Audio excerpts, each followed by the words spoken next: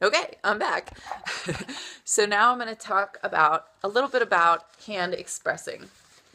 So some of the reasons for expressing milk by hand or manually is one thing is that you have what's called a letdown. I think I explained this already. I'm going to explain it again. So your milk is stored up in these kind of areas of the breast, up higher up in the tissue of your breast, not near the nipple. And as the baby sucks, or you hear a baby crying, or maybe you smell the baby's hair, your brain gets these cues that, oh, you have a baby and he's maybe hungry, and let's allow you to nurse him. So the brain releases oxytocin, and that will allow the kind of like doors keeping all the milk up in these areas where it's stored. It allows that milk to go down into the nipple, and that's called a letdown. So that usually happens after the baby starts sucking. Sometimes it happens when a mother hears a baby cry or is starting to think about the baby crying or the baby nursing or whatever. So anytime the mom gets that instinct of nursing or baby or whatever, sometimes it can actually cause a letdown, just that. But it's usually caused when the baby starts sucking. So you can start it earlier if you actually manually express a little bit. Then you can get the letdown. And what that'll do is when the baby starts to suck, he immediately gets milk. So that's good for two reasons. One, the baby, before he's got any milk, he might be really hungry and really desperate for milk. And that means he's going to be sucking really hard and really rough because he's so desperate to get some food. If he gets food immediately, he's going to be really happy and he's going to change his suck and kind of calm down a little bit. So that won't hurt your nipple as much. The other reason it's kind of nice to get that instant satisfaction is the baby's suck is different when he's trying to trigger the letdown and when he's actually drinking. And you can notice. So when he's sucking to get the letdown, it's very quick sucking. It's very fast, and it's not very deep. Once he gets milk, it changes, and it's more of a each of those is a swallow, actually. As he's swallowing milk, you can see he kind of opens a little bit more, and it's like a pause, a slight pause. That's when he's swallowing. And for Bastian, it was kind of like suck, suck, swallow, suck, suck, swallow. So that slower suck is when you already have milk, it gets to that slower suck much quicker. And that's a more comfortable, not as, painful suck. The other reason for hand extracting or hand expressing some milk is that if you have a baby that's not very eager to nurse or is not opening his mouth very well to latch on, when you hand express just a little bit, and probably now it's still colostrum, which is not really milk, but it's this really thick yellow substance. It's got a really rich, strong smell to it for the baby. And so when he starts smelling that, he gets hungry and he's like, ooh, I better eat. So that smell will attract him to open his mouth. That's also the reason why we don't want to wear clothes around the baby. We want him to see the dark of the areola. Remember that babies, if something's hidden, it doesn't exist. So if you have your breast covered by clothing, he may as well have a boobless mom. And the other thing is that he can see, not very much, but he can see enough to pinpoint those areolas. In fact, that's why they're dark. If you ever wondered, they're darker to attract a baby's attention, like a target.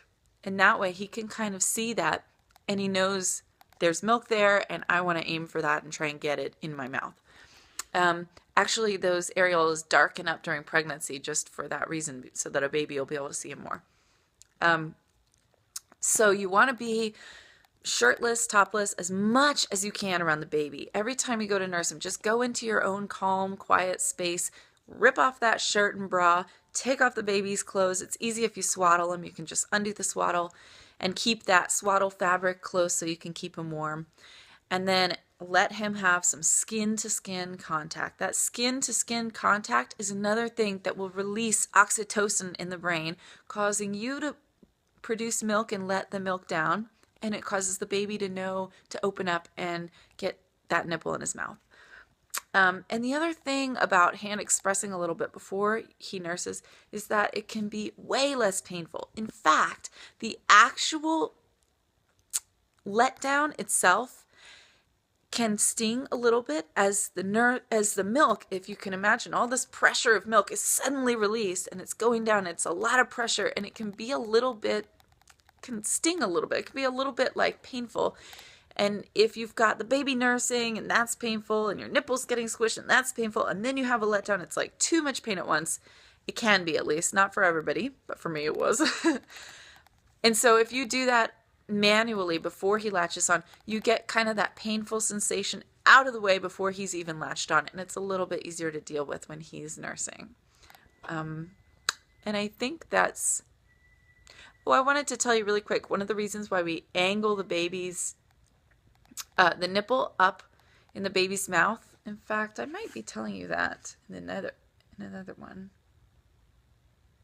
Oh, okay. Actually, never mind. So how do you hand express milk? It's actually pretty easy. And I'm going to show you using my breast. So Angel, get out of the room. I'm not going to take my shirt off because I don't know if you'd feel comfortable with that. I don't care. If you need that, I will do it. But just, for now, I'm just going to leave my shirt on. So what you want to do is, so my nipple's about there. That looks weird because this line, it looks like my nipple is like way the hell out there, but that's just because of my shirt. Okay, so my nipple is about here. In fact, that's my nipple right there. And so I'm going to put my fingers just outside of the areola. And the first thing you want to do is push back towards your chest, towards the breast tissue, away from the nipple.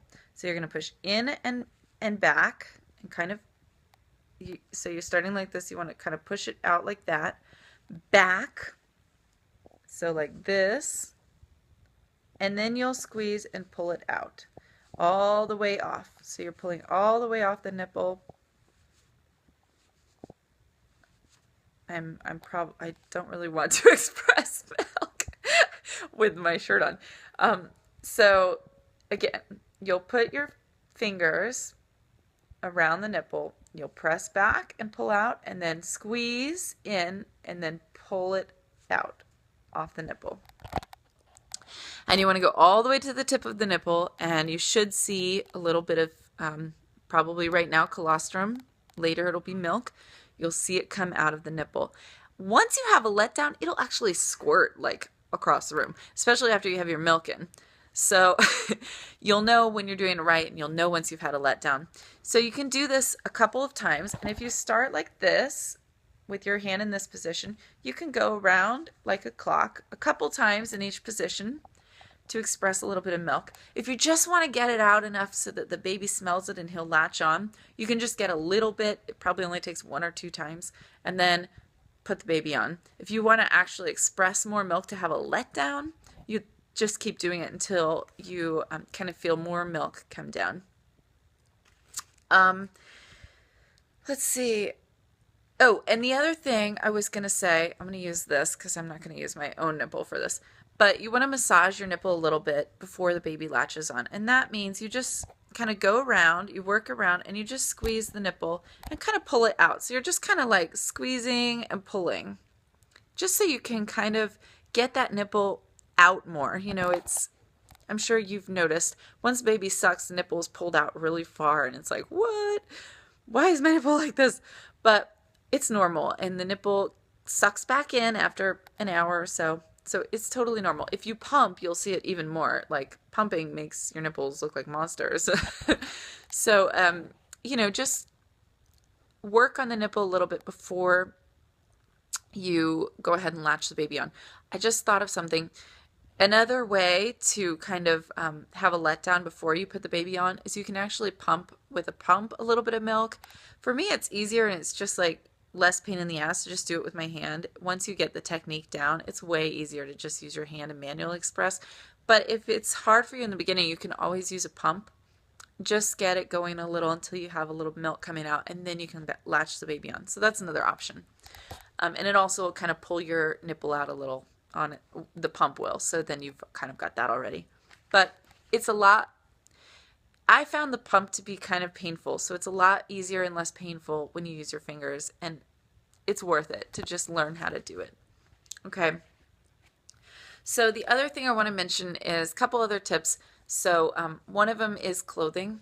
It's really good to have like a nice comfy sleep bra that you can wear around the house, and it's easy to open up, it's easy to take off, it's comfortable, it's not pressing against your breast too much. It's not, because if you have a really tight clothing or a really tight bra, it can actually cause the ducts that release milk, it can cause them to get plugged up by so much pressure against them.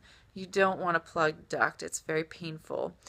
So keep loose clothing for the first couple weeks especially. And then the other thing you can use while you're in the house walking around is what's called nipple shells. Don't confuse those with nipple shields. You don't want to use nipple shields. It causes a lot of confusion with the baby, unless it's a last resort. But nipple shells are okay, and what they are, it's kind of like a shell that goes over the nipple that keeps your shirt off of the nipple, and it also allows air to get to the nipple. The reason I say to try and be topless as much as you can is because you want your nipples to be dry and to be able to dry out after the baby's sucked, because that'll prevent things like infection, and it'll also make it less likely that they will crack and things like that. So you want to just kind of get a lot of air on those nipples to dry them out.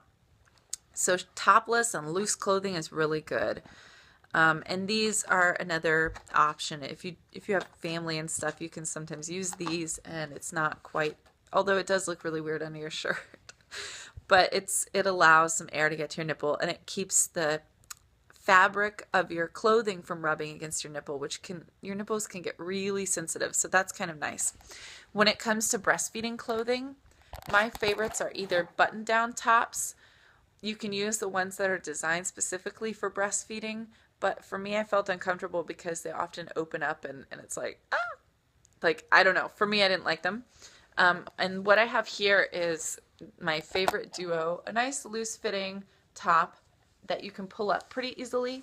And underneath, because you don't want to show your belly when you're out or something, or if you have family over. So underneath, you can wear a tank top or a cami or something that you can easily pull down and pull out your boob, basically. So that's a tip for clothing. And I think that's about it for hand expressing. Good luck.